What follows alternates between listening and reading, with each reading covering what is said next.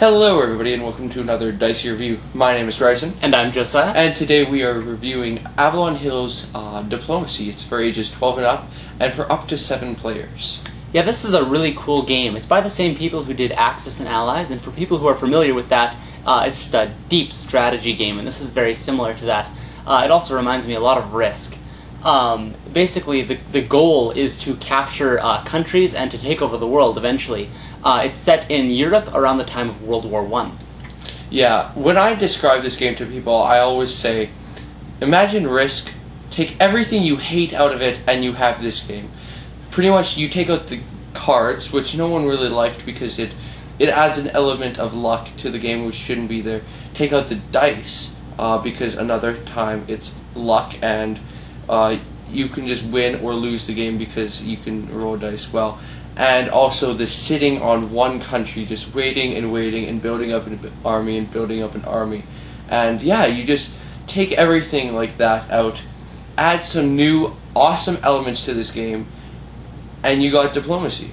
Yeah, it's really, really neat. The one really cool thing that I enjoyed about the game is that everything is done simultaneously. Even though there's 7 players, you don't take turns, but everyone writes down what they want to do and shows it kind of at the same time, and so you have to kind of figure out a resolution to everyone's orders, because a lot of those orders will conflict. And so you have to come up with a resolution, and the board will have changed, and then everyone does the same thing again. The other really big factor is the actual diplomacy. A big part of the game is making deals and breaking deals with other players, and that can include a whole bunch of things. Usually when we play, we use texting a lot so that people can't spy on us. But yeah, there's a lot of deal making and breaking, and the game really can't be played without it.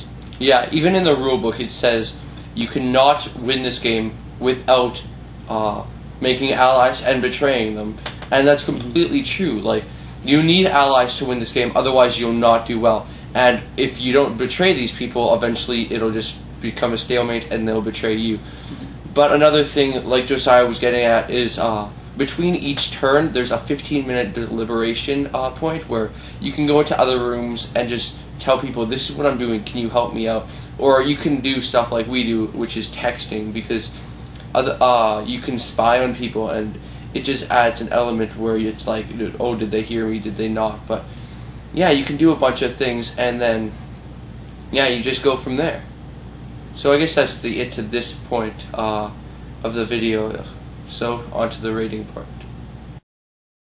So this game actually takes a very long time because of the designated time for diplomacy and such, as well as just the amount of time it's going to take to work through your orders and make sure that everything on the board has been resolved at the end of every turn.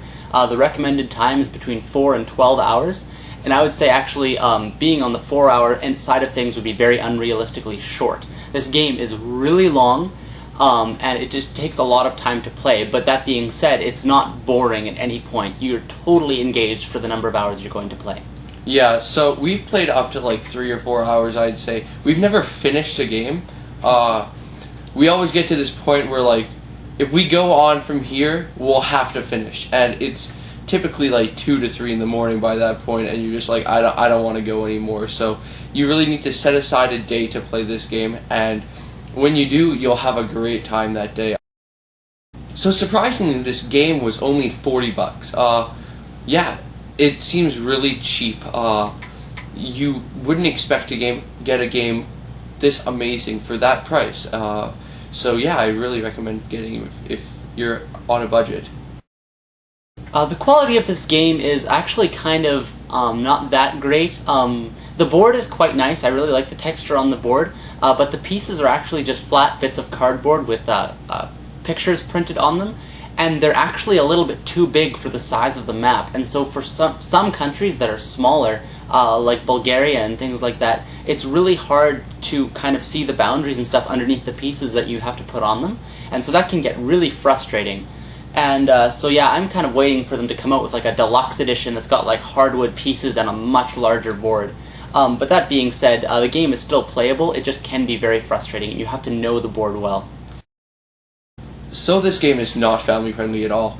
It doesn't have bad morals or anything, but the strategy that is in this game is just, it's fun for someone our age. like they recommend 13 and up. That seems really young.